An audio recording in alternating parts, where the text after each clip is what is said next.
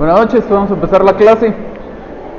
La vez anterior, señorita, ¿me apaga su teléfono, por favor? La vez anterior estuvimos platicando, pues haciendo algún recordatorio sobre cuál era el trámite del juicio ordinario. No sé si tienen alguna duda antes de que continuemos.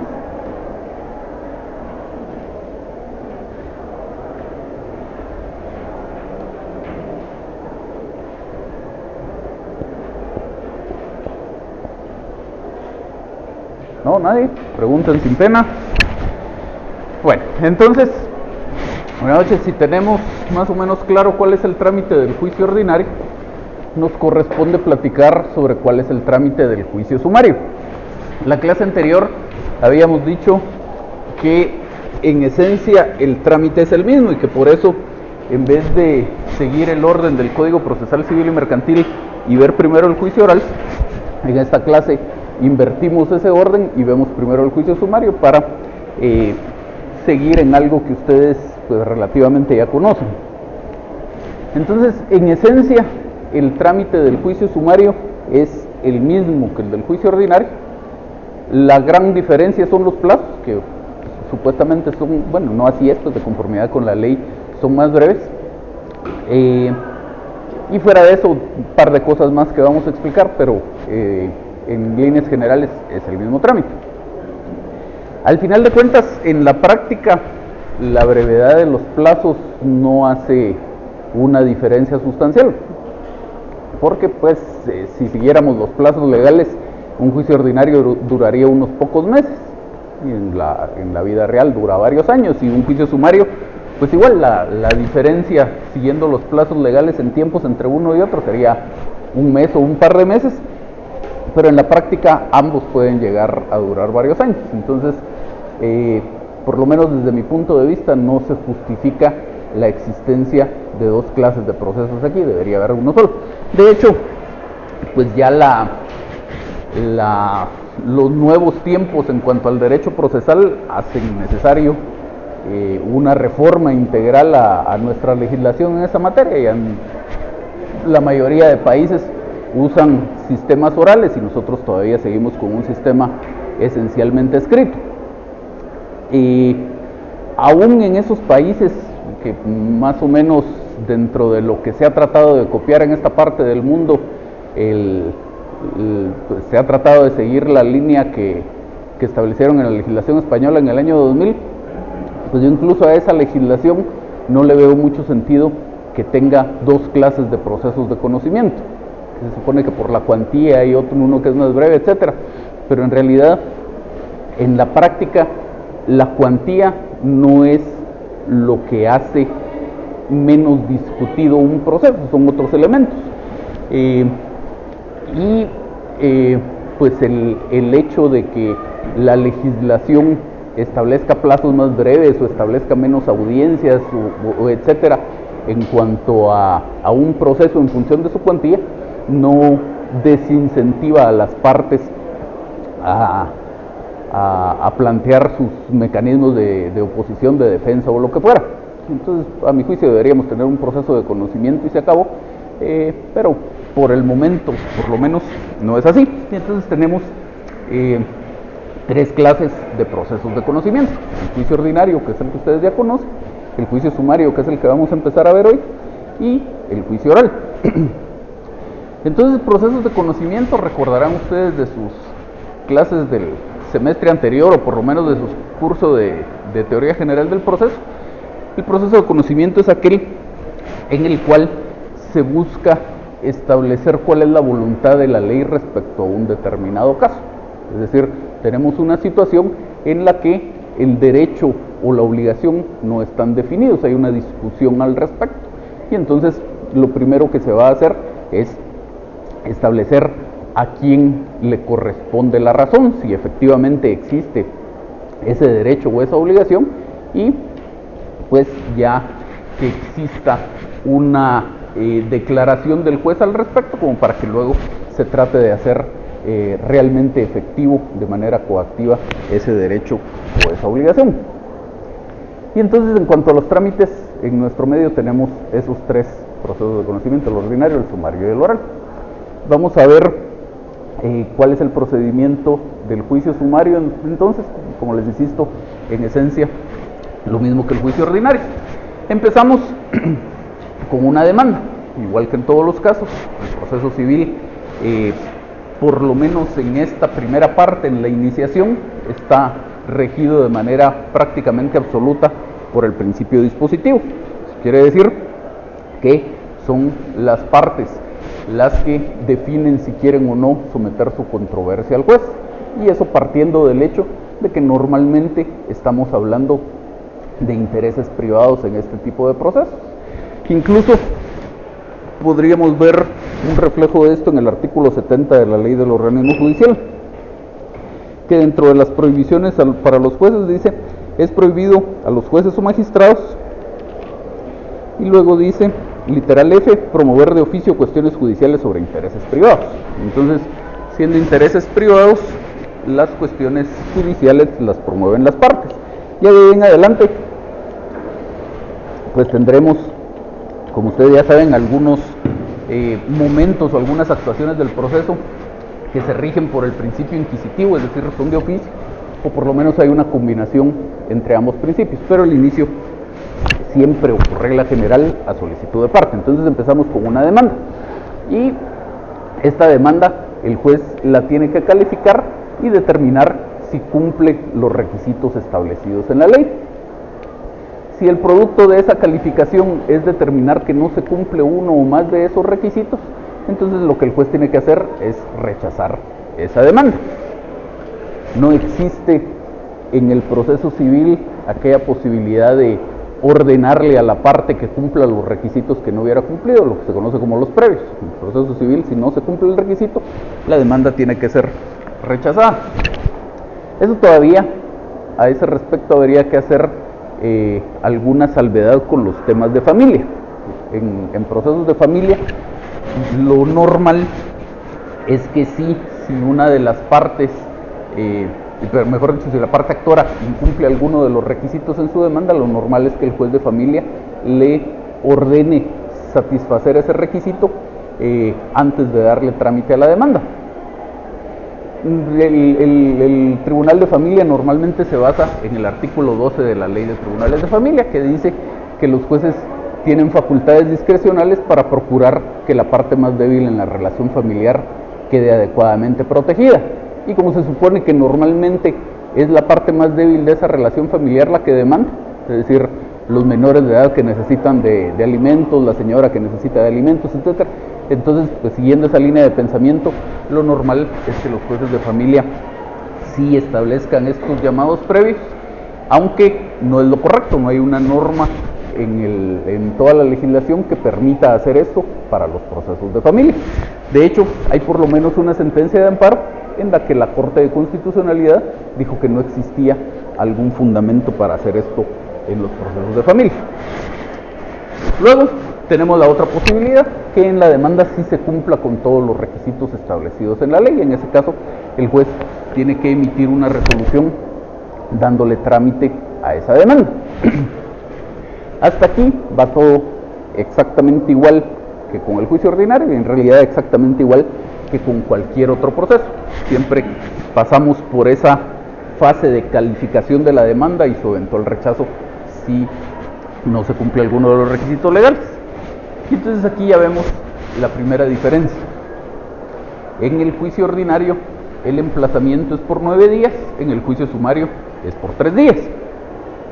Y entonces recordábamos en la clase anterior que el emplazamiento se hace efectivo o se materializa mediante dos distintas etapas o dos distintos momentos. En un primer momento, el juez, en esa resolución en donde le da trámite a la demanda, le señala al demandado cuál es el plazo que tiene para contestar la demanda.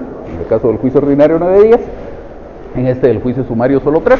Y entonces, en esa primera resolución, el juez dice: se emplaza al demandado confiriéndole audiencia, en este caso que es juicio sumario, por 3 días.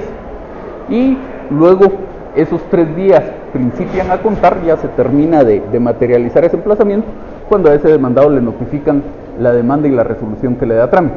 A partir del día siguiente el día hábil siguiente sería el día 1 del emplazamiento, y así seguimos contando días hábiles hasta consumirnos los 3 días, y esos serán los 3 días del emplazamiento que tendrá ese demandado en el juicio sumario. Tuve la oportunidad de buscar por ahí un expediente parecido a los casos que nos quedó. Ajá. Pero tenemos que ver la resolución la primera resolución que ya trae la demanda, y que en el emplazamiento puso el juez los 3 días, Ajá. más uno por razón de la distancia. Ajá. Entonces, no sé. Le explico qué es eso del plazo por la distancia. Okay. En la ley del organismo judicial, cuando se regulan los plazos, está establecida esta obligación del juez de otorgar un plazo por razón de la distancia cuando hubiera necesidad. Es el artículo 48. Dice: el plazo por razón de la distancia es imperativo y la autoridad lo fijará según los casos y circunstancias. Tampoco dice de qué se trata, simplemente dice que es obligatorio que el juez fije ese plazo. Lo que ocurre es que en principio se supone, y normalmente así es, que si a usted lo demandan aquí en un juzgado de la ciudad capital, es porque a usted le van a notificar aquí en la ciudad capital. Entonces es el medio donde usted se desenvuelve, le va a ser, entre comillas, relativamente sencillo conseguir un abogado, y que el abogado lo asesore y prepare los memoriales para adoptar la actitud procesal que se estime pertinente. Eso no necesariamente es así, por 2 razones. Primero, estamos hablando aquí de un caso que se rigiera por la que la competencia del juez se rigiera por el domicilio del demandado, que eso son las acciones personales. Luego también recordará usted que tenemos acciones reales, en las cuales la competencia se rige por la ubicación del inmueble. Entonces, a lo mejor usted vive aquí en la ciudad capital, pero lo que vamos a discutir es un derecho real sobre un bien inmueble que está ubicado en Petén. Entonces a usted le tenemos que notificar aquí en la ciudad capital porque aquí es donde vive. Y el juez de Petén tendrá que librar un exhorto o un despacho al juez de Guatemala para que este juez le notifique a usted. Pero entonces usted, viviendo en Guatemala, se va a tener que poner en la situación de buscar un abogado en Petén, ver cómo lo asesora, y eso pues obviamente consume algún tiempo. Entonces a eso es a lo que se refiere la ley del organismo judicial cuando habla del plazo por razón de la distancia. Como a usted le van a notificar en un lugar distinto a aquel en donde el tribunal tiene su sede, entonces dependiendo la distancia, y la ley del organismo judicial solo lo deja a criterio del juez, según las circunstancias, pues ahí lo fijará. Entonces, si en este caso fijaron un día, probablemente era un lugar cercano, tal vez iban a notificarle en Zacatepeques, o en Chimaltenango, en Escuintla, un lugar más o menos cercano. Normalmente, si es un poco más distante, fija un poco más de días el tribunal. Y luego le decía, hay también otra situación. Siendo un caso que se rigiera la competencia por el domicilio del demandado, pudiera ser que a pesar de eso lo demanden a usted en un lugar distinto al de su domicilio. Pudiera ser que la controversia provenga de un contrato y usted haya renunciado al fuero de su domicilio, se haya sometido específicamente a otros tribunales, o como pasa en muchos contratos, a los que elija la otra parte. Entonces usted lo notifican en otro lugar, pasa exactamente lo mismo, le van a tener que notificar por exhorto o despacho. Y todavía hay una posibilidad más.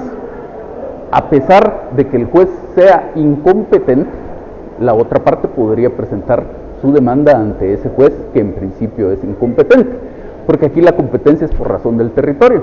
Entonces dice la ley del organismo judicial que en esos casos el juez no está obligado a abstenerse de conocer. El juez le puede dar trámite, le notificarán a usted, y ya si usted interpone su excepción previa de incompetencia, pues se discutirá ese punto, pero en principio el juez le podría dar trámite, y en todas esas situaciones le van a notificar a usted en un lugar distinto a aquel en que el tribunal tiene su asiento, y por lo tanto es necesario darle un poco más de tiempo. Entonces, en el ejemplo que usted ponía, ese un día que se fija como plazo por razón de la distancia, quiere decir que para efectos legales, si a usted le notificaron hoy, por ejemplo, la notificación se presume no hecha hoy, sino hecha mañana, o el día hábil siguiente. Y entonces, si estuviéramos hablando de un juicio sumario, a usted le notificaron hoy emplazándolo por 3 días más 1 por razón de la distancia, su día 1 del emplazamiento no es mañana, que es miércoles, sino es pasado mañana jueves. Entonces usted tendrá jueves, viernes y el lunes de la siguiente semana para contestar esa demanda. ¿Sí? Ajá. Ahí dice que tiene que ser, comienza a partir del plazo a partir de la última notificación. Así es. Eso sería hasta que notifiquen al segundo. Así es. Y hay que hacer mención de que el pacto de sumisión cuando se está en el objeto de la comparecencia, cuando se señala el lugar para notificar a la contraparte, hay que hacer ahí mención que es el lugar que había señalado en el contrato. Es recomendable. Es recomendable, sobre todo porque muchas veces se da esta situación. Usted señala un lugar para recibir notificaciones en el contrato y en el mismo contrato se obliga a aceptar como bien hechas las notificaciones que se le hagan ahí, a no ser que dé aviso al otro contratante del cambio de dirección. Y normalmente usted se cambia de dirección y no da ese aviso. Entonces yo lo demando a usted, yo que soy su contraparte en el contrato, lo demando a usted y señalo para que le notifiquen a usted ese lugar que usted había indicado en el contrato.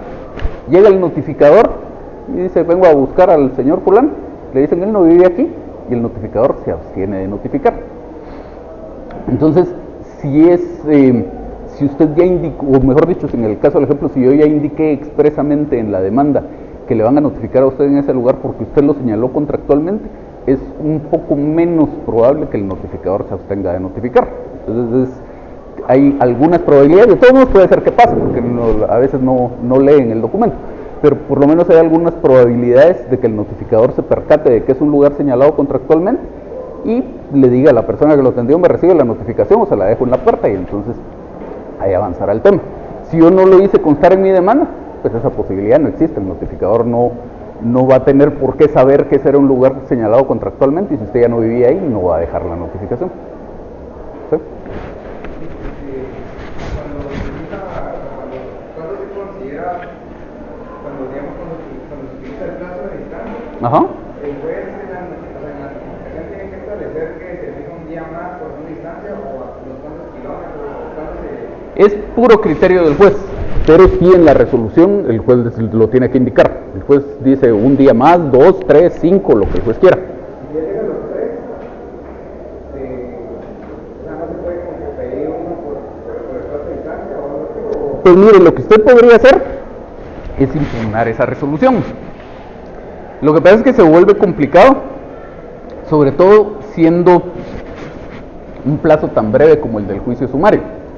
Entonces, digamos que usted le notificaron y usted estaba en otro departamento. El juez no fijó plazo por razón de la distancia. Y entonces le notificaron hoy empiezan a contar sus plazos para hacer cualquier cosa que usted quisiera hacer. Dentro de esas cosas, si usted quisiera impugnar esa resolución, tiene que interponer un recurso de revocatoria, para lo cual tiene 24 horas. Entonces, si en esas 24 horas ya consiguió un abogado, el abogado ya le hizo el memorial interponiendo el recurso de revocatoria, ya presentaron ese memorial, pues ya puestos en el punto, mejor hace uso de sus demás plazos, interpone sus excepciones previas o contesta la demanda, lo que pueda hacer. Porque igual pudiera ser que a pesar de todo el juez le declare sin lugar el recurso de revocatoria. El juez pudiera decir, pues sí, la ley del organismo judicial ordena señalar un plazo por razón de la distancia, pero yo consideré que usted no estaba tan lejos como para que hubiera necesidad y por lo tanto no se lo fijé, mi resolución está bien y seguimos adelante. Y si usted no hizo nada, no interpuso excepciones previas, no contestó la demanda, se le fueron los plazos.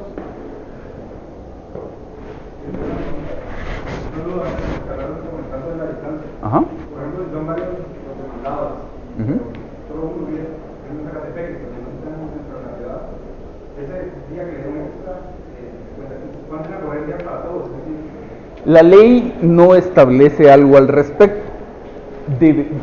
Para empezar, el juez debería ser específico en su resolución en el sentido de decir, emplazo a Juan y a Pedro por 3 días y a Pedro le doy un día más por razón de la distancia. Normalmente no va a ser así.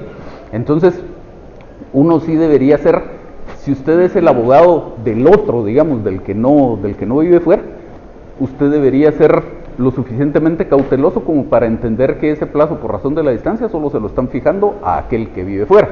y que a su cliente pues le contarán los 3 días de la forma común y corriente, digamos. ¿Qué más? Ya por ahí no se especifica si será el día extra por razón de la distancia, podría entenderlo y que la otra persona también podría. Se podría entender de las dos formas, pero ahí mismo está la respuesta. Se puede entender de las dos formas. Entonces se puede entender de esa forma, se puede entender de la otra forma. No hay alguna razón de peso para decir necesariamente tiene que ser esta. Y entonces, si nos vamos a temas de lógica, si nos demandaron a usted y a mí, y usted vive en Huehuetenango, le van a notificar en Huehuetenango, el juicio se está llevando a cabo aquí en la ciudad capital, y yo vivo en la ciudad capital, ¿a cuenta de qué voy a entender yo que necesito un plazo por razón de la distancia, que necesito más tiempo? La lógica en ese caso lo que diría es, aunque el juez no haya especificado, ese plazo por razón de la distancia es solo para usted.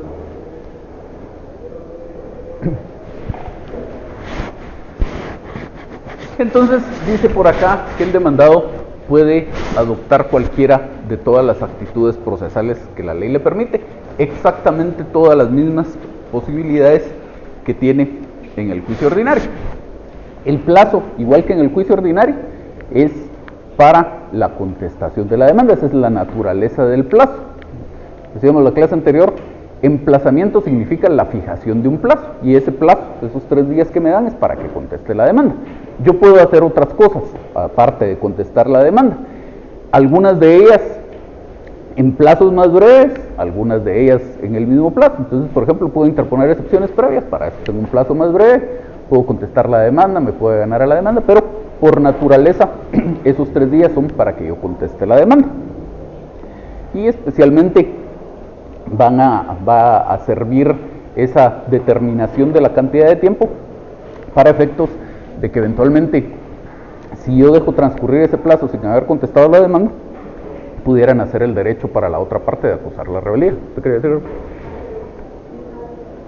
Entonces, dentro de esas posibles actitudes procesales tenemos precisamente esa, la interposición de excepciones previas. Y dice por acá que el plazo para la interposición de esas excepciones previas es de 2 días. En el juicio ordinario teníamos 6, aquí nada más tenemos 2. Y más o menos, si ven, se sigue la misma proporción.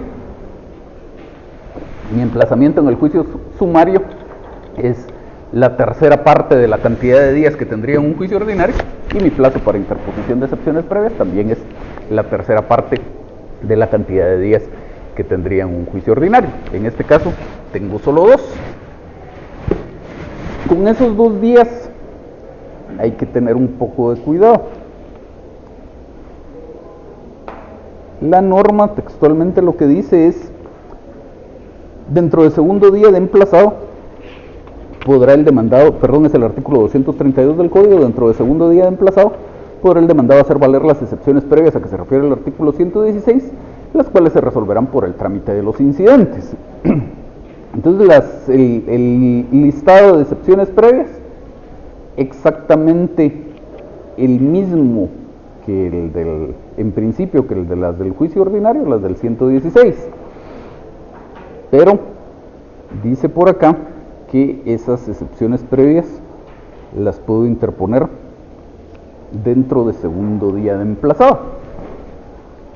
Si ven ustedes, la redacción del artículo 120 es muy similar a esta. Obviamente con el cambio de la cantidad de días, pero fuera de eso es muy similar. El artículo 120 dice: dentro de 6 días de emplazado podrá el demandado hacer valer las excepciones previas. Yo nunca he visto algún problema con la forma de computar ese plazo en un juicio ordinario. ¿De qué estoy hablando aquí? Está la demanda, la resolución que le da trámite, eventualmente vamos a llegar a que se materialice el emplazamiento, que notifiquen al demandado la demanda y la resolución que le da trámite, y entonces a partir del día siguiente empezarían a contar los 9 días que tiene esta persona para contestar la demanda. no cuenta el día de la notificación, a partir del día hábil siguiente, ese es el día 1 del emplazamiento, y así seguimos contando hasta llegar a los 9 días, hablando de un juicio ordinario. Siempre hablando del juicio ordinario, la ley dice que dentro de los 6 días del emplazamiento se pueden hacer valer las excepciones previas. Y la forma correcta de computar esos 6 días es de esta manera. Igual el día 1 de esos 6 que tengo para interponer las excepciones previas es al día siguiente de que me notifiquen la demanda y la resolución que le da trámite, y así seguiremos contando días hábiles hasta que lleguemos al 6º día, y ahí se acabó mi plazo para interponer excepciones previas. Como les digo, yo en un juicio ordinario nunca he visto un problema con eso. Esa es la forma correcta, esa es la forma en que se hace, y nunca he visto un problema. Pero sí vi una vez un problema en un juicio sumario. En ese caso, nosotros éramos la parte actora, y pasó esto que vamos a ver acá. ¿Cómo sirve?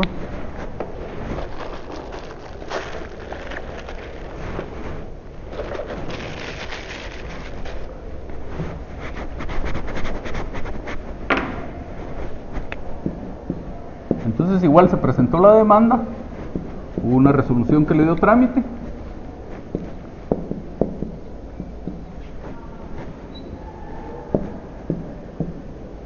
se notificó esa demanda y la resolución que le da trámite a la otra parte, y entonces la forma correcta de computar el plazo es exactamente la misma. A partir del día siguiente empiezan a contar esos 3 días, y también a partir del día siguiente empiezan a contar los 2 días que la otra parte tiene para interponer sus excepciones previas. El problema en este caso fue la otra parte interpuso sus excepciones previas aquí, efectivamente al 2º día que tenía para el efecto, y por lo tanto sus excepciones previas habían sido presentadas en tiempo.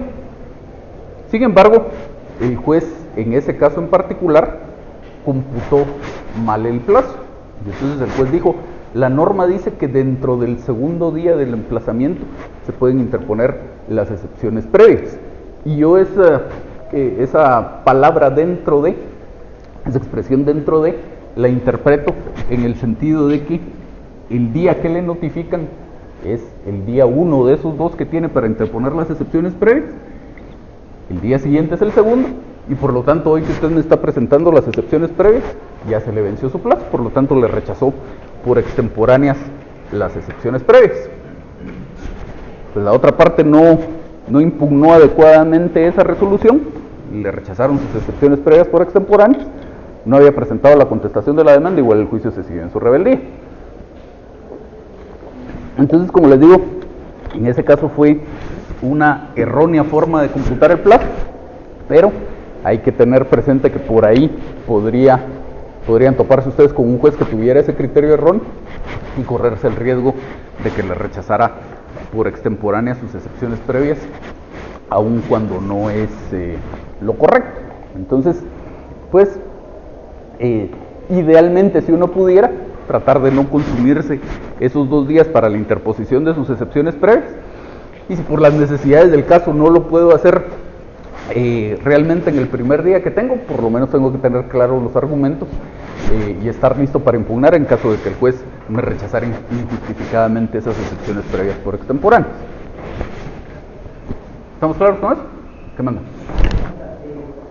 Las excepciones previas se presentan en un incidente. Así es. ¿Ese incidente suspende el proceso? Sí. Ok, ahora mi otra duda es: si suspende el proceso, para la contestación de la demanda, podría ser al momento de que se finalice con el incidente, que se emita el auto del incidente, o se tiene que hacer al 3er día aunque se ha presentado al segundo. No. Vamos a ver. Usted tiene aquí, en la parte esta roja, ¿cómo vamos? Demanda, resolución, emplazamiento, sus 3 días que usted tiene del emplazamiento. Entonces usted en estos 2 primeros días puede interponer excepciones previas. Y como bien usted lo plantea, este es un incidente que le pone obstáculo al curso del asunto. La ley del organismo judicial recoge un par de clasificaciones de los incidentes. Una de esas es precisamente en función de si obstaculizan el curso del asunto o no. Entonces dice la ley del organismo judicial, los incidentes que le ponen obstáculo al curso del asunto se tramitan en la misma pieza de autos y estos mientras tanto quedan en suspenso, y los que no le ponen obstáculo al curso del asunto se tramitan en cuerda separada. Obviamente la ley del organismo judicial, como no tenemos un listado taxativo de incidentes, si un incidente puede ser cualquier cuestión accesoria que sobrevenga en la tramitación del proceso, pues no le puede decir estos van por este camino y estos por este otro. El juez es el que tiene que hacer la calificación. Pero por excelencia, un incidente que le pone obstáculo al curso del asunto es este de las excepciones previas, porque en tanto no esté definido ese tema, normalmente las cuestiones que se discuten a través de las excepciones previas son presupuestos procesales. Mientras no tengamos definido lo relativo a los presupuestos procesales, no tiene sentido seguir adelante. Entonces supongamos que usted interpone sus excepciones previas aquí, el último día de que efectivamente disponía para ese efecto. Y entonces ahí lo que pasa es que se congela, digamos, el tiempo procesal, no sigue corriendo ese emplazamiento, sino que entre el segundo y el tercer día, ahí va a estar toda la tramitación de su incidente. De tal manera que cuando finalmente exista una resolución firme respecto a esas excepciones previas, suponiendo que se las declararon sin lugar, entonces va a continuar corriendo el emplazamiento. Y en este caso a usted le queda un día para contestar la demanda. Siempre hay que tener mucho cuidado en que no se le vaya a perjudicar su plazo. Entonces, les decía en la clase anterior que recapitulábamos el juicio ordinario. En tiempo real, esto normalmente son varios meses, y si incluso hubo apelación de ese auto que resolvió las excepciones previas, probablemente hasta más de un año de tiempo calendario, digamos. Entonces usted durante todo ese tiempo debería pues prepararse muy bien con una buena contestación de demanda, tener la lista, tener preparadas sus pruebas y todo, para que en caso de que le declaren sin lugar sus excepciones previas en resolución firme, pues hablando del juicio ordinario, en los 3 días que le quedan, usted no vaya a tener problema con preparar su contestación de la demanda. Todavía en el juicio ordinario, supongamos que usted fue muy negligente y no hizo algo respecto a la contestación de la demanda. Todavía con 3 días, pues medio podría hacer algo. A no ser que fuera un caso muy complejo, puede preparar una buena contestación de la demanda en 3 días, a lo mejor todavía obtener un par de certificaciones si las necesitaba como pruebas, etc. En el caso del juicio ordinario, es más o menos la misma idea, solo que sí debería ser usted muy diligente en todo este tiempo que se tramitó ese incidente, porque luego le va a quedar solo un día. Entonces, si es un caso sencillo, pues en un día puede preparar usted una contestación de demanda, pero si era un caso muy complejo, pues a lo mejor no, o a lo mejor no va a ser una contestación de demanda tan buena como hubiera sido si realmente usted hubiera aprovechado el tiempo y se hubiera preparado mejor. Entonces, esa sería la única salvedad, tener el cuidado de que no se le vaya a ir el tiempo por ahí. Fuera de eso, es decisión suya. Usted tiene 2 opciones. Digamos que usted le notificaron hoy. Entonces, usted tiene, hoy fue ¿qué? Martes. Usted tiene miércoles, jueves y viernes, suponiendo que siguiéramos contando de corrido los días. Entonces, una opción es que usted diga, yo tengo miércoles y jueves para interponer mis excepciones previas, las voy a interponer cualquiera de esos 2 días que ustedes quieran, pero de todos modos, por aquello de que pase cualquier cosa, yo quiero dejar preparado, presentado mi memorial de contestación de demanda a más tardar el viernes. Usted perfectamente lo puede dejar presentado, y lo que ocurriría ahí es que el juez le da trámite a sus excepciones previas y le dice, en cuanto a la contestación de la demanda, cuando resuelva el memorial, solo lo va a mandar a incorporar a sus antecedentes, y le va a decir que en cuanto a lo demás solicitado, se tenga presente para su oportunidad, porque están en trámite las excepciones previas. Si pasamos todo aquello, le dan trámite a las excepciones previas y finalmente hay un auto firme que las declara sin lugar, el juez va a retomar este memorial que usted presentó este viernes y va a decir se tiene por contestada la demanda, y etc. Entonces usted ya tuvo seguro ahí de que no se le va a pasar el plazo. La desventaja que tiene es que a la otra parte va a conocer sus argumentos, se puede preparar con sus medios de prueba de una mayor forma, porque entonces todos estos 2, 3, 6 meses o un año que nos tardemos en tramitar las excepciones previas, los va a tener la otra parte ya sabiendo cuáles son sus argumentos y preparándose con sus medios de prueba. La otra opción es que usted dijera, yo no le quiero dar a conocer mis argumentos a la otra parte, entonces me voy a esperar, solo voy a interponer mis excepciones previas y cuando me notifiquen que ya me declararon sin lugar las excepciones previas y haya un auto firme en ese sentido, entonces presento mi contestación de la demanda, es decisión suya, teniendo pues claro cuáles son los riesgos de una y otra opción. ¿Alguien por aquí atrás? Sí. Solo, digamos que hoy notifican que fueron declaradas en lugar las excepciones previas.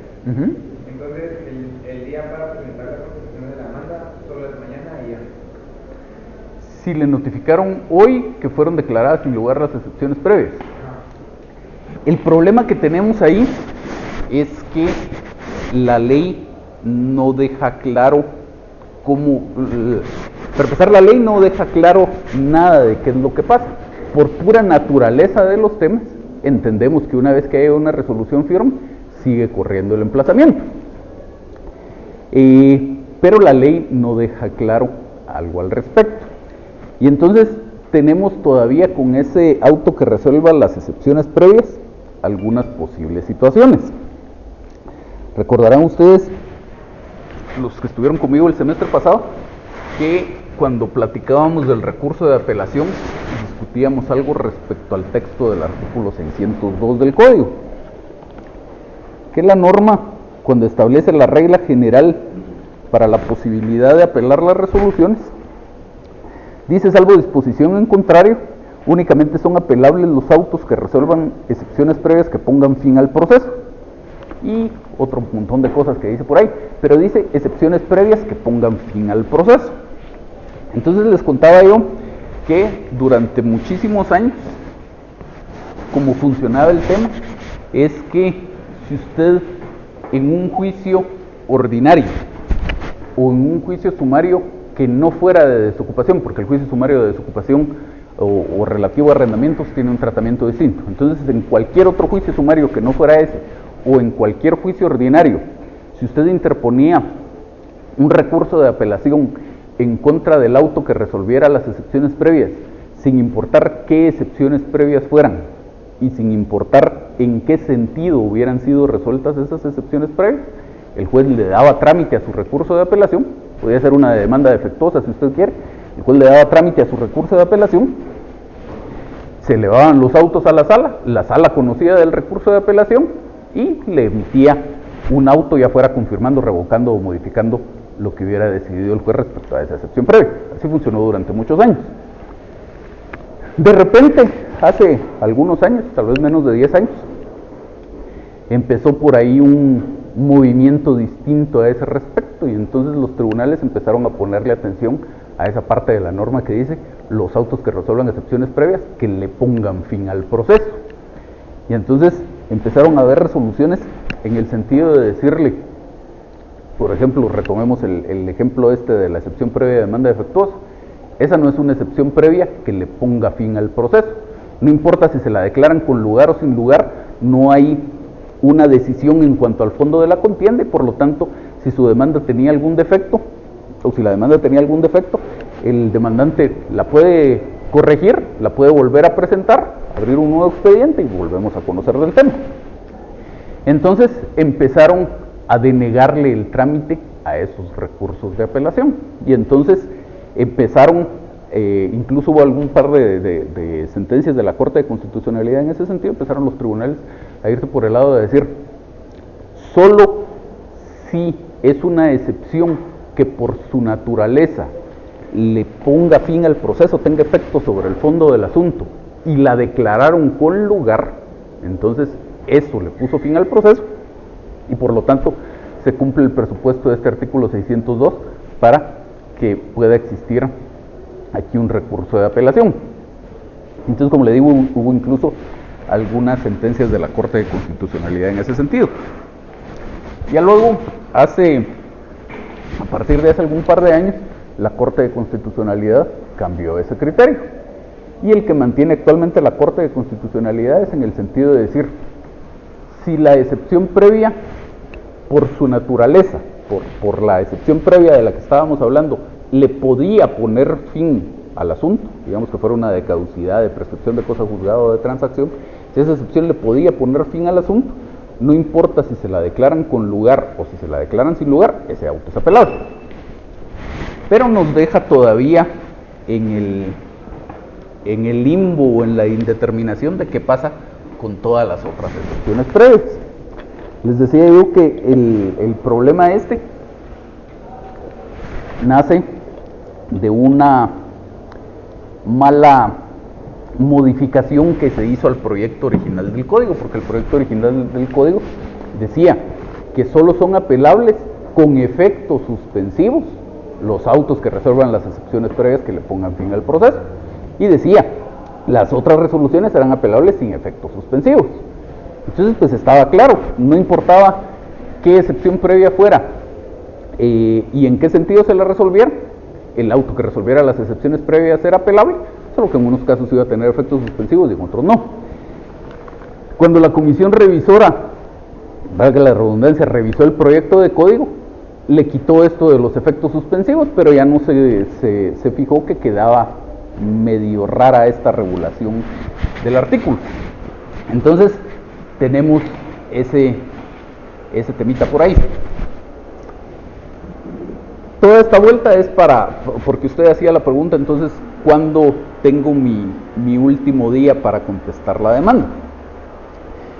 Entonces tendríamos que empezar por establecer, siguiendo esos criterios, como les digo, a mi juicio, la forma correcta de entender esto debería ser que en el juicio ordinario y en el juicio sumario que no sea de arrendamiento o de desocupación, el auto que resuelva las excepciones previas, sin importar qué excepción previa sea y en qué sentido haya sido resuelta, es un auto apelable. Y les decía yo, para sostener eso, veamos, creo que es el artículo 120 del código.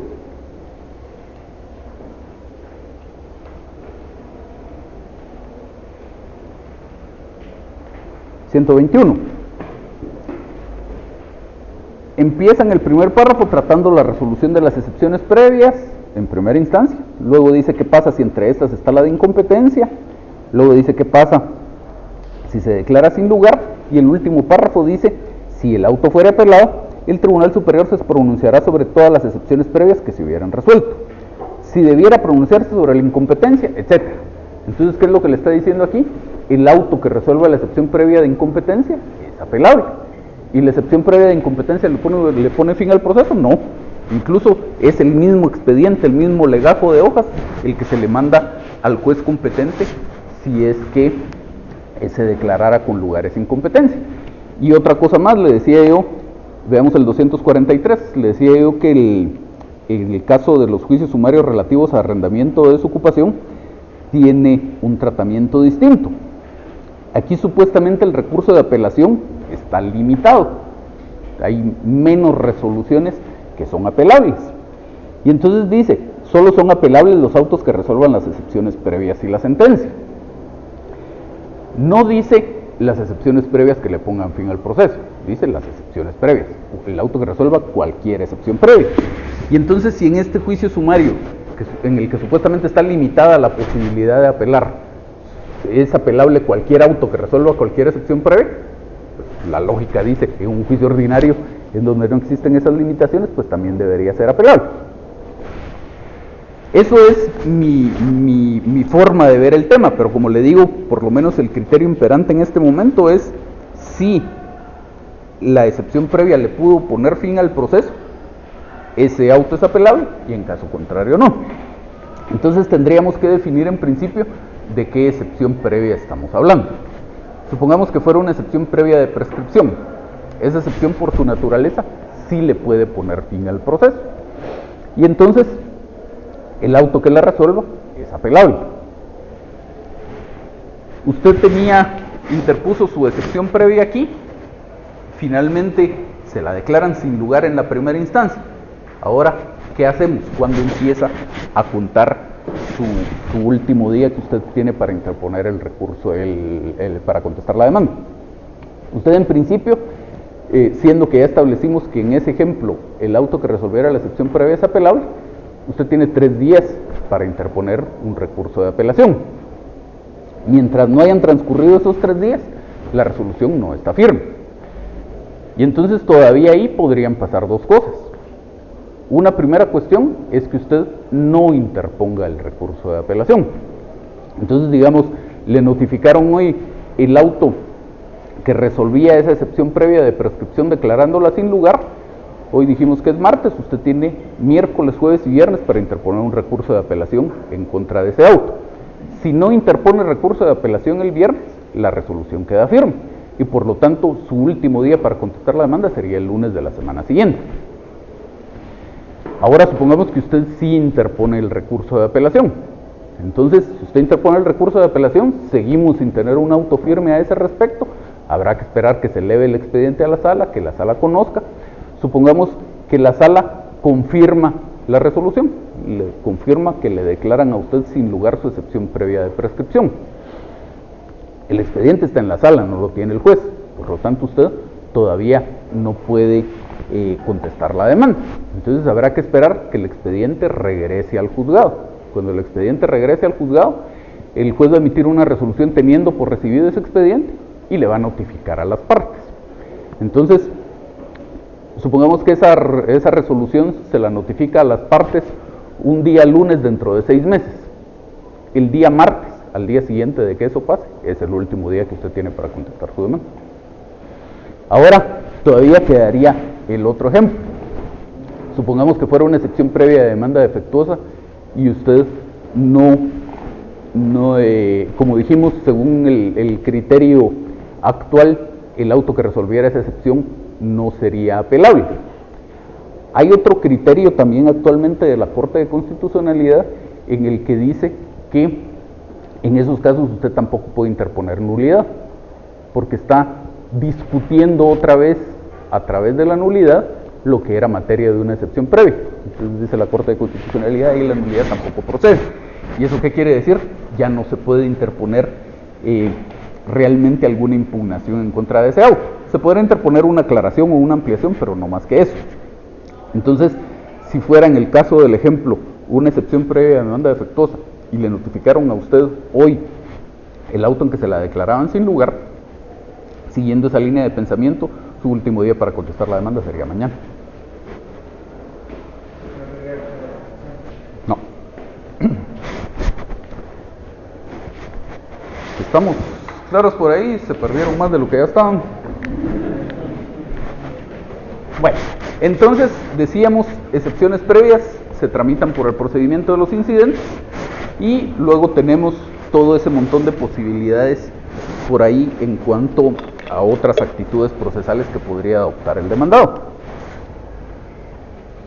Retomando las excepciones previas, dice acá que se tramitan por el procedimiento de los incidentes, un procedimiento de los incidentes común y corriente, el que ustedes ya se saben de memoria, regulado por la ley del organismo judicial. Y aquí tenemos para todos los incidentes, o por lo menos para la mayoría de incidentes, ya vamos a ver que en el juicio oral es diferente, pero para la mayoría de incidentes seguimos este trámite de la ley del organismo judicial. Empezamos con el memorial a través del cual se promueve el incidente, en este caso que son excepciones previas, pues empezamos con el memorial de interposición de excepciones previas. Luego el juez le va a dar trámite a esas excepciones previas. Decíamos la clase anterior, el juez las excepciones previas solo las puede rechazar si son extemporáneas.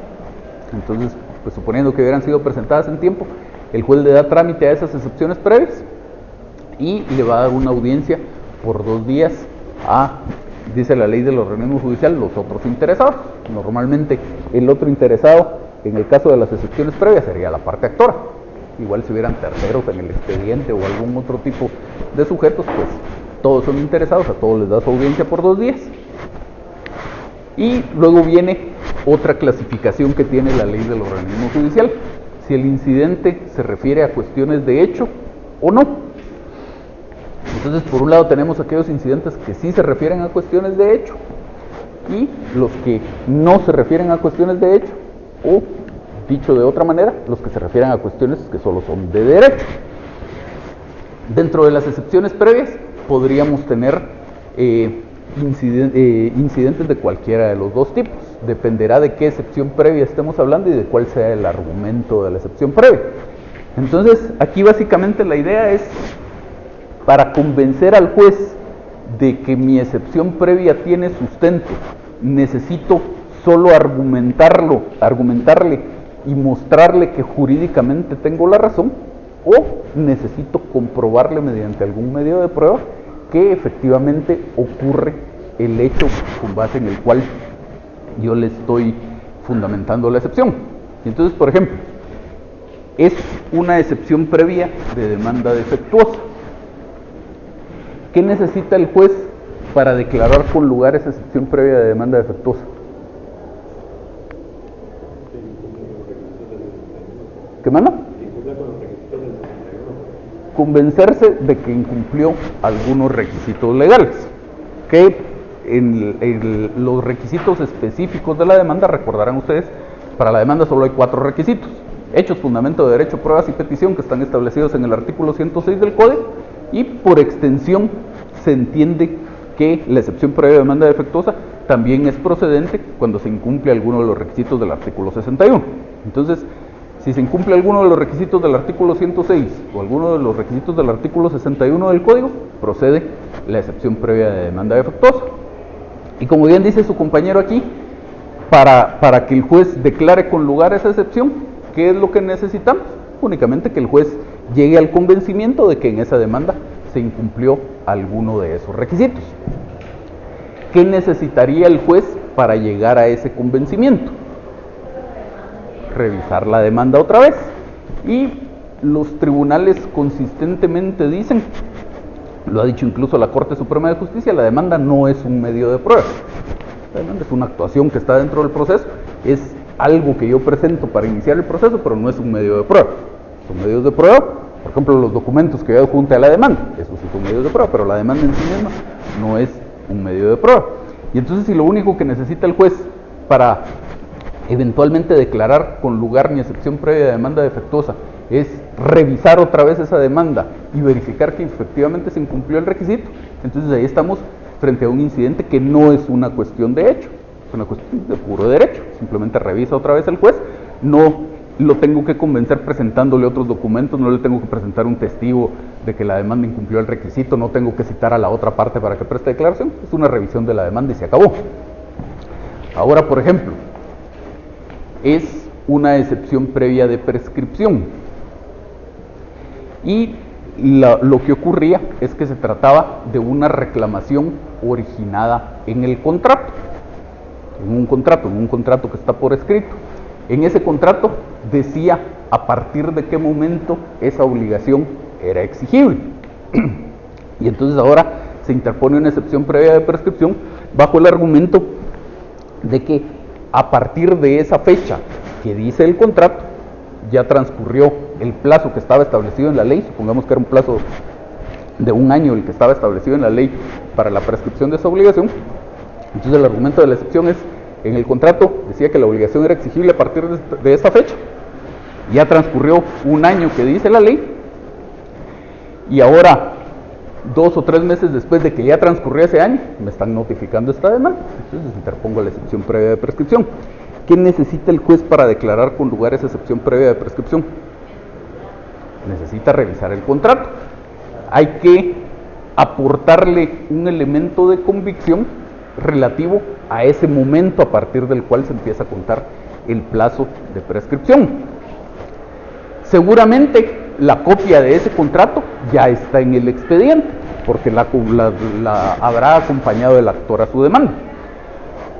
Entonces el juez, de todos modos, necesita revisar ese contrato, y el juez solo va a estar habilitado para revisar ese contrato si dentro del incidente alguna de las partes le ofrece ese contrato como prueba y se lo propone como prueba.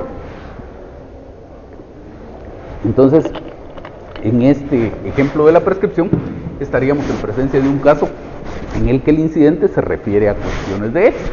Hay necesidad de prueba, aunque la prueba ya está en el expediente, hay necesidad de completar las fases del procedimiento probatorio para efectos de ese incidente, y por lo tanto, en ese caso, habría necesidad de abrir a prueba el incidente por un plazo de 8 días.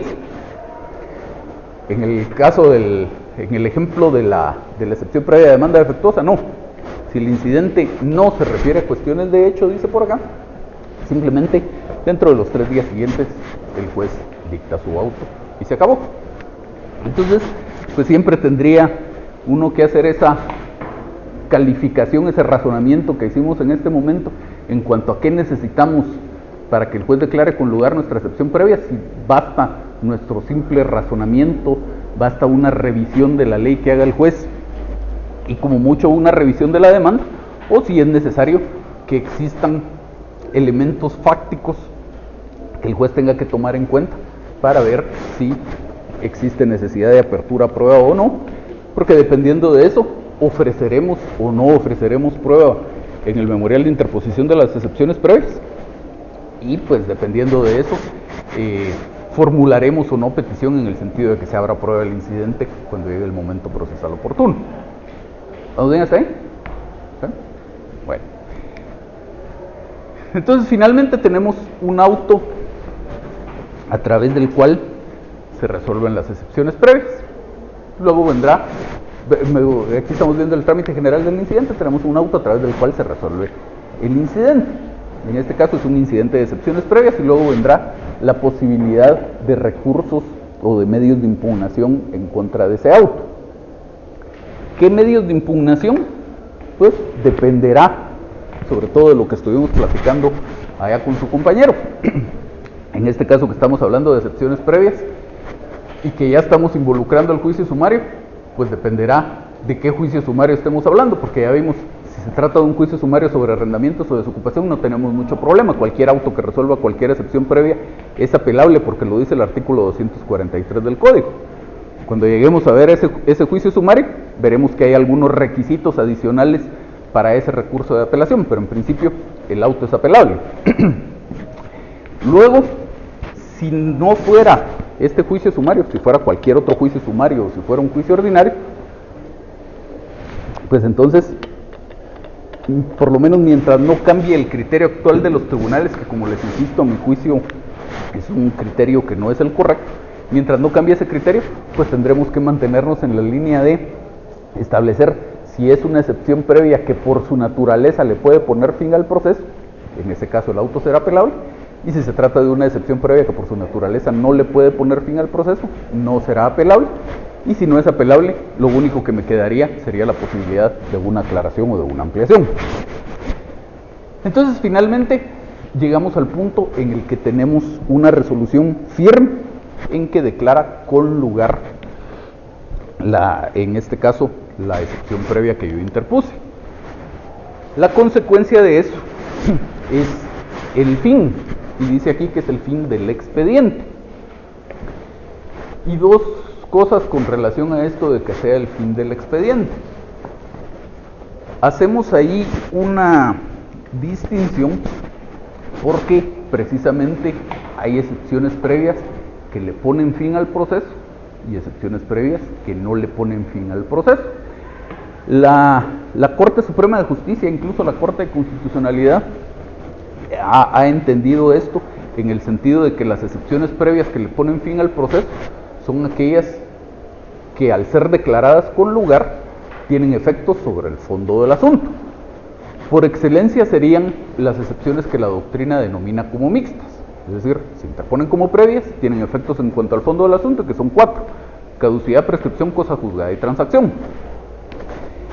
Esta distinción es especialmente importante, tal vez no tanto en el caso del juicio sumario, porque únicamente hay un par de juicios sumarios donde podemos llegar eventualmente a un recurso de casación, pero sí en el caso del juicio ordinario, porque dependiendo de eso, si me declaran con lugar una excepción previa, dependerá de si esa excepción previa le ponía fin al proceso o no, para establecer si procede el recurso de casación o no.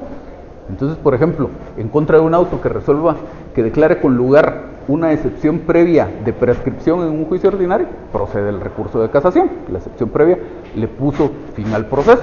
Al declararse con lugar la excepción previa de prescripción, lo que el juez está diciendo es: se extinguió la obligación por el transcurso del tiempo. Y si ya la obligación está extinguida, pues ya no hay la posibilidad de retomar esto presentando otra vez la demanda. Por el contrario, si fuera, por ejemplo, una excepción previa de demanda defectuosa que el juez declara con lugar, pues en ese caso no procedería un recurso de casación. Simplemente habrá que corregir la demanda, volverla a presentar, abrir un nuevo expediente y se puede retomar la discusión del asunto. Entonces, por eso es que aquí hacemos esta salvedad de que lo que termina siempre cuando se declara con lugar una excepción previa en un auto firme es el expediente, salvo este par de excepciones que vamos a ver aquí, pero esa es la regla general: termina el expediente. Y eso, sobre todo, lo que quiere decir es que dentro del mismo expediente ya no se puede corregir aquella situación que dio lugar a que se declarara con lugar esa excepción previa. Si fuera la de demanda defectuosa y la declaran con lugar porque yo no le puse fundamento de derecho a mi demanda, yo no puedo presentar en el mismo expediente un memorial diciéndole al juez: señor juez, para corregir el defecto de mi demanda, aquí le digo cuál era el fundamento de derecho. Tendré que hacer otra vez una demanda, pues la tendré grabada en la computadora y le incluyo el fundamento de derecho, la vuelvo a imprimir, la vuelvo a presentar, se abre un nuevo expediente. Si fuera, por ejemplo, una de falta de personería, porque yo pretendí justificar la representación que se estaba ejercitando con un nombramiento que no estaba inscrito en el registro mercantil, pues dentro del mismo expediente yo no puedo llevar el nombramiento al registro mercantil, que me lo inscriban y presentárselo al juez dentro del mismo expediente. Tengo que igual presentar otra vez la demanda, que se forme un nuevo expediente y entonces ahí se corregirá el tema. Entonces el expediente siempre termina. Dentro del mismo expediente ya no se puede corregir la situación. La salvedad de esto que estamos hablando de que termina el expediente son esas dos excepciones previas que ustedes ven por ahí: la excepción previa de incompetencia y la excepción previa de arraigo. En esos dos casos, aún declarada con lugar la excepción previa, no termina el expediente. En el caso de la excepción previa de incompetencia, simplemente el mismo expediente, el mismo legajo de hojas, se le traslada al juez competente. Y en el caso de la excepción previa de arraigo, que no es lo mismo que la medida precautoria de arraigo, en ese caso de lo que se trata es de que el demandante es extranjero o transeúnte. Y a través de la excepción previa de arraigo, lo que se busca es que el juez le fije una garantía para los posibles daños y perjuicios y las posibles costas que pudieran resultar si la demanda es declarada sin lugar. Entonces el juez fija una garantía que el demandante tiene que prestar. Si presta esa garantía, continuamos adelante con el trámite del expediente. Ya ni siquiera se traslada esto a otro juez y pues seguimos adelante exactamente con el mismo expediente. Ahí no finalizó el expediente. Fuera de eso, en todos los demás casos, si hay una excepción previa, si hay un auto firme que declara con lugar la excepción previa, se terminó el expediente. En el mismo expediente ya no se puede corregir. Y habrán algunos otros casos, específicamente caducidad, prescripción, cosa juzgada y transacción, en los que no solo terminó el expediente, sino terminó el proceso. Ya no puedo presentar una demanda tratando de resucitar la controversia, porque ya hay una resolución que afecta el fondo del asunto. Fuera de esas cuatro, si nos fuéramos a temas de casación, pues ya se vuelve un problema, porque no ha sido absolutamente uniforme el criterio de la Corte Suprema de Justicia al respecto. Entonces, por ejemplo, ha aceptado en varios casos recursos de casación en contra de autos que declaran con lugar excepciones previas de falta de personalidad. En algún caso ha aceptado por ahí algún recurso de casación en contra de una excepción previa en contra del auto que declaró con lugar una excepción previa de falta de cumplimiento del plazo que estaba sujeto a una obligación. Y así ha aceptado algunos otros por ahí, pero por lo menos en los que sí es definitivo que tienen efecto sobre el fondo del asunto son la caducidad, la prescripción, la cosa juzgada y la transacción. Entonces ahí, declarada con lugar la excepción previa, insistimos, se acabó el expediente. En el mismo expediente ya no podemos corregir la situación. Y luego está la otra posibilidad, que en un auto firme declaren sin lugar la excepción previa. Y entonces, si ocurre esto, una vez que esté firme, sigue corriendo el emplazamiento, que es precisamente lo que estuvimos platicando con su compañero allá. Para llegar al momento de saber si es un auto firme que declaró con lugar esa excepción previa, pues primero tendremos que establecer si ese auto es apelable o no, en función de la excepción previa de la que estemos hablando. Si no es apelable, pues entonces me quedará nada más un día para interponer la excepción previa. Si es apelable, pues habrá que esperar los 3 días para ver si se interpone el recurso de apelación. Si no se interpone, entonces después de esos 3 días quedará un día más para contestar la demanda.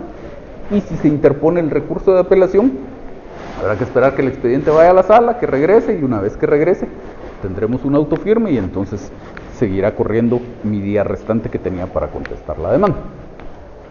¿Dudas aquí?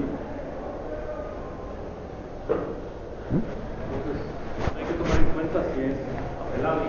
Así es. Porque si yo la interpuse en el segundo día y el criterio del juez todavía podía y me notifican, el siguiente día no corre como el tercero.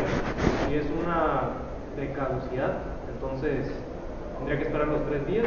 Ajá. Así es. Sí, porque en tanto no esté firme la resolución, su plazo no sigue corriendo. Sí, por supuesto. El tema es, digamos que es exactamente lo mismo que le decía aquí a su compañero hace un momento. Si hoy era su segundo día para interponer excepciones previas, nadie le prohíbe, y usted efectivamente presentó hoy su memorial de interposición de excepciones previas, nada le prohíbe a usted llegar mañana al tribunal con su memorial de contestación de la demanda. Ahí se quedará guardadito en el expediente para que en caso necesario el juez conozca ese memorial.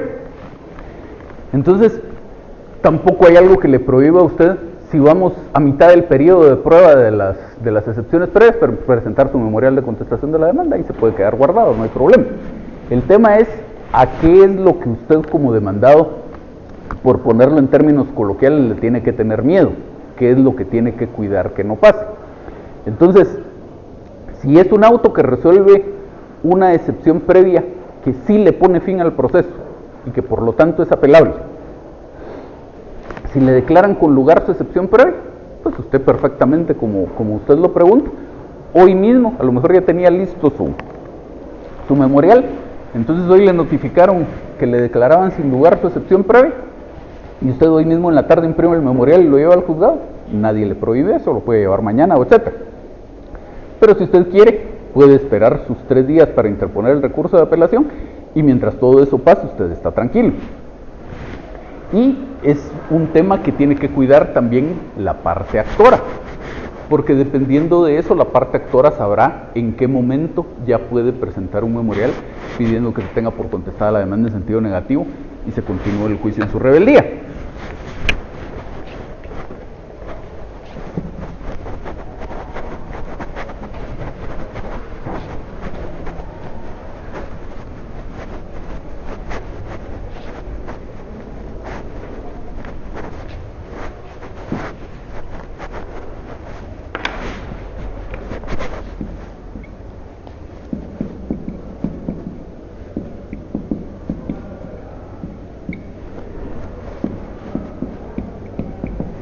Tenemos aquí atrás toda la tramitación anterior de las excepciones previas hasta que llegamos, estamos hablando todavía de la primera instancia, un auto en que le declaran a usted sin lugar su excepción previa.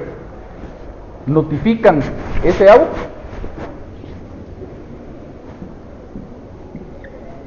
y entonces a partir del día siguiente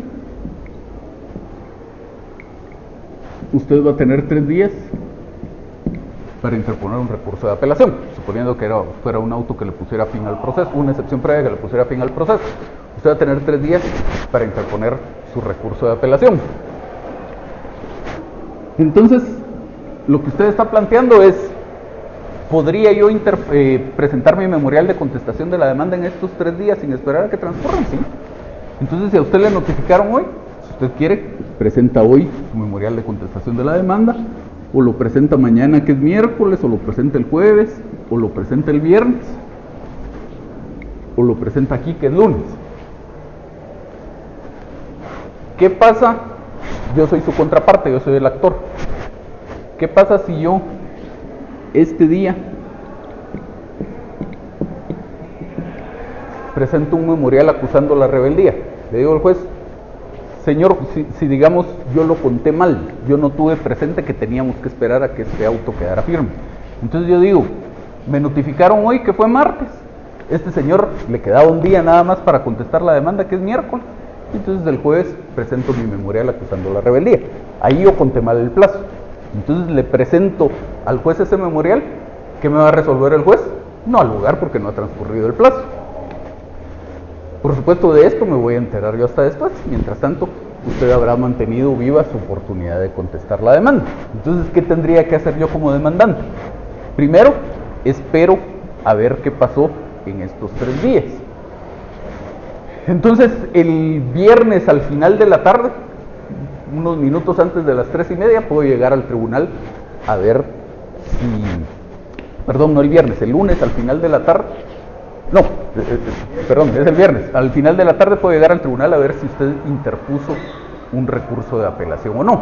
O el lunes temprano voy a ver si usted interpuso el recurso de apelación.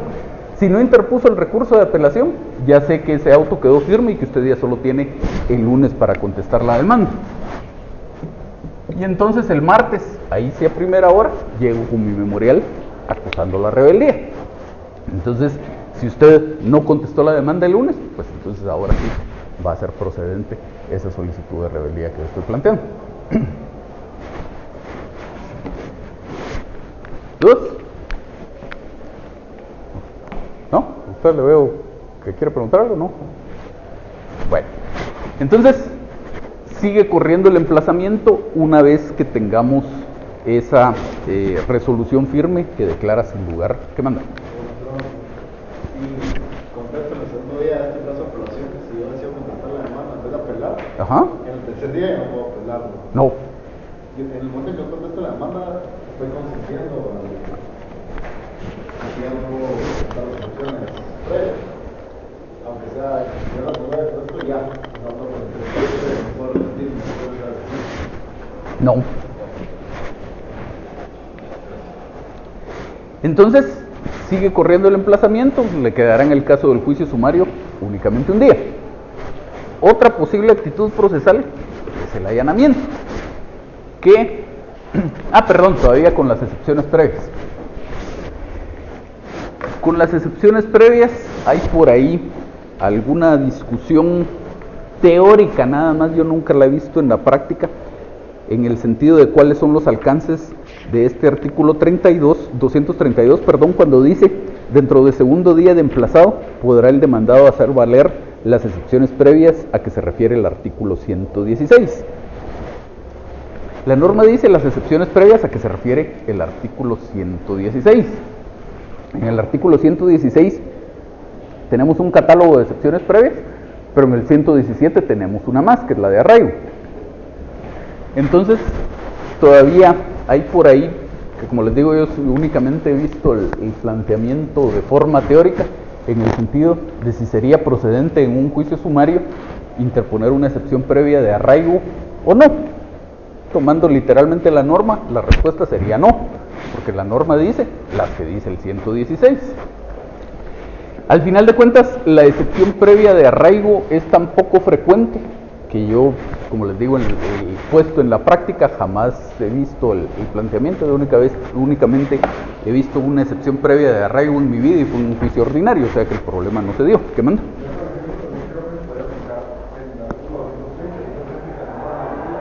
Ajá. Exactamente. Yo de hecho así lo veo. Yo si estuviera en la situación de decidir si interpongo una excepción previa de arraigo o no en un juicio sumario, yo la interpondría. Lo que ocurre es, por lo menos los que tratan doctrinariamente el tema, dicen, aquí el interponer una excepción previa de arraigo sí se opone a lo que dice aquí, porque la norma específicamente le dice a usted las que dice el 116. Y si le dice las que dice el 116, le está automáticamente excluyendo la otra, la del 117. Pues, como le digo, a mi juicio sí se podría, pero por lo menos tengan presente ustedes que existe esa discusión y que sí tienen, pues, por lo menos serias posibilidades de que si interponen una excepción previa de arraigo en un juicio sumario se las vayan a rechazar. Entonces ahora sí, el allanamiento. El allanamiento que no es más que una renuncia a la contienda. Es una manifestación que el demandado le hace al juez en el sentido de que no le interesa discutir aquello que es materia del proceso. Por supuesto no se le dice expresamente, pero esa es la idea que está detrás de el decirle al juez, me allano. Simplemente no me voy a oponer al proceso, por lo tanto si no me voy a oponer no hay hechos controvertidos, si no hay hechos controvertidos no hay necesidad de abrir a prueba, y si no hubo apertura a prueba tampoco habrá necesidad de una vista, y por eso es que la ley específicamente ordena que si hay allanamiento, previa ratificación, el juez falle sin más trámite, es decir, que dicte una sentencia. Una sentencia que en muchos casos será en el sentido de declarar con lugar esa demanda, en el supuesto de que la demanda esté bien hecha y tenga algún fundamento. Pero igual pudiera ser que sea una demanda evidentemente sin fundamento, caso en el cual, aun cuando exista allanamiento, el juez podría y debería declarar con lugar esa demanda. Entonces, si hay allanamiento, pasamos de una vez a la sentencia, no hay alguna otra etapa más que debiera agotarse en el proceso. ¿Qué manda?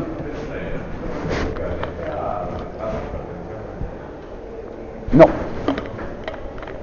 De hecho, hay algunos, si ustedes leen incluso libros de doctrina nacional, hay algunos que así lo dicen, que el allanamiento es la aceptación de las pretensiones de la otra parte o cuestiones por el estilo. A mi juicio están equivocados y probablemente están basados en doctrina de otros países en los cuales el allanamiento tiene una regulación distinta. Por ejemplo, hay la ley mexicana seguramente habrá cambiado desde hace muchísimos años, pero hay un libro bastante antiguo de un autor que se llama Eduardo Pallares, que en ese libro él cita la legislación mexicana de aquel entonces, en los años 50, 60 o una cosa por el estilo, y en ese momento la legislación mexicana decía, si hay allanamiento, el juez fallará declarando con lugar la demanda. Entonces es una regulación totalmente distinta, o por lo menos bastante distinta a la que nosotros tenemos. Entonces, ateniéndonos a la naturaleza de la institución y a la regulación que tenemos, el allanamiento lo único que implica es una renuncia a la contienda. No estoy aceptando hechos, no estoy confesando, no estoy aceptando pretensiones, no estoy aceptando nada. Simplemente renuncio a la contienda, le manifiesto al juez que no me opongo a la demanda y el juez, como dice la norma, fallará. Eso quiere decir, tiene que decidir la controversia, que como les digo, en muchos casos será en el sentido de declarar con lugar la demanda, pero no necesariamente, perfectamente la puede declarar sin lugar. Luego, otra posible actitud procesal es la contestación de la demanda, que aquí, entre comillas, le ponemos una contestación a secas, solo para diferenciar de esas otras posibles actitudes, en donde además de contestar la demanda, hago otra cosa, como interponer excepciones perentorias o reconvenir al actor.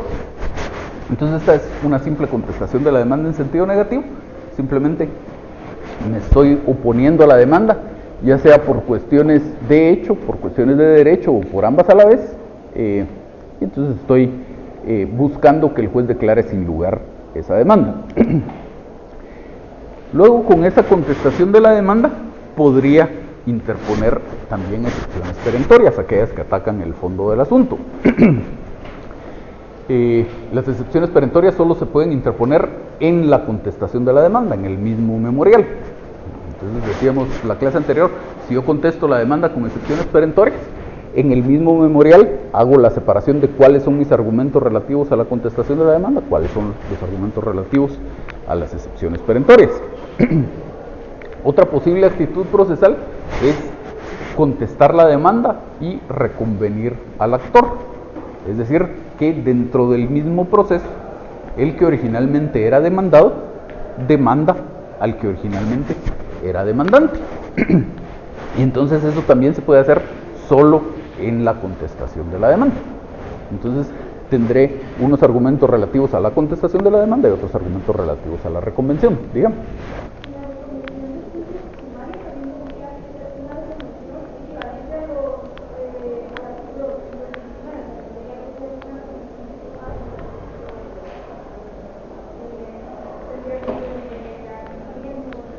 Sí, la regla general para la reconvención es que usted solo puede plantear como reconvención algo que se tenga que tramitar por la misma vía procesal que la demanda propiamente dicha. Entonces, si usted me va a reconvenir a mí, yo la demando a usted en juicio sumario, y usted me quiere demandar a mí, pero lo que usted quiere demandar es algo que se tendría que tramitar en juicio oral, por ejemplo. Usted quiere demandar una rendición de cuentas, que esa se tramita en juicio oral. Usted no lo puede plantear como reconvención, tendrá que plantear por separado su demanda en juicio oral. Porque como es un mismo trámite el que va a seguir todo el proceso, si tiene procedimientos distintos, pues no los puede mezclar en uno solo. Y luego tenemos la otra posibilidad, que es todo junto, en un solo memorial: contestación de demanda, interposición de excepciones perentorias y reconvención. La otra posibilidad es la rebeldía. Decíamos la clase anterior que la idea de la rebeldía es: yo tengo un determinado plazo para contestar la demanda. 9 días en el juicio ordinario, 3 días en el juicio sumario. Y transcurrido ese plazo, la ley le da la oportunidad al actor de que pida que se tenga por contestada la demanda en sentido negativo.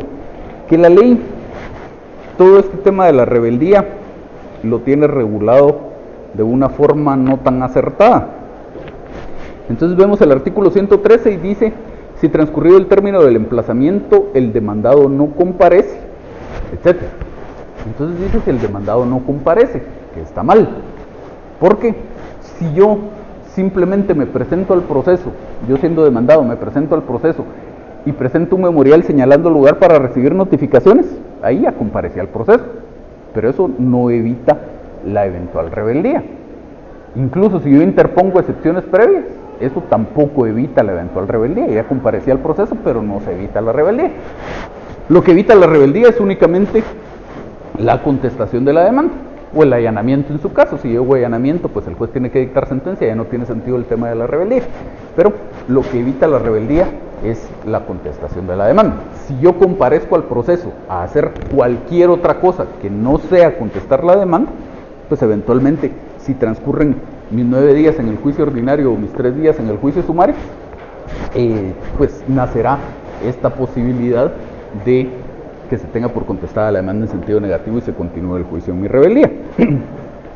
Entonces sigue diciendo el artículo: se tendrá por contestada la demanda en sentido negativo y se le seguirá el juicio en rebeldía a solicitud de parte. Y eso lo que quiere decir es que a partir del día siguiente de los 9 días, si digamos hoy era mi último día, los 9 días en un juicio ordinario, a partir de mañana, en el momento que el actor quiera, va a poder presentar un memorial pidiendo que se tenga por contestada la demanda en sentido negativo y se siga el juicio en mi rebeldía, porque dice a solicitud de parte. Igual, si era un juicio sumario, si hoy fue el último de los 3 días, a partir de mañana el actor puede presentar este memorial. Pero recordábamos en la clase anterior que tanto en el juicio ordinario como en el juicio sumario, ese es un plazo no perentorio. ¿Qué quiere decir? No basta el simple transcurso del plazo para que se extinga la facultad procesal, en este caso de contestar la demanda, sino se necesita una actividad adicional, que es precisamente esta solicitud de rebeldía. Entonces, mientras esa solicitud no se presente, la puerta sigue abierta, el demandado puede contestar la demanda. Entonces, si hoy era el último día de los 3 días en el juicio sumario, mañana ya podría presentar su solicitud de rebeldía el demandante, pero si no la presenta, yo como demandado puedo llegar con mi contestación de demanda y sigue siendo admisible. A lo mejor no lo hice mañana, lo hice a la otra semana, hasta la próxima semana, mientras el actor no solicite la rebeldía, sigue siendo admisible. Y si no fue la otra semana, si no fue dentro de un año o dentro de 5 años, mientras no haya una solicitud de rebeldía, esa contestación de la demanda sigue siendo admisible. Entonces, hasta que exista esa solicitud de rebeldía, pues se tendrá por contestada la demanda en sentido negativo y podremos pasar a lo siguiente. ¿Vamos bien hasta ahí? ¿No hay dudas? Si quieren, lo vamos a dejar por ahí, solo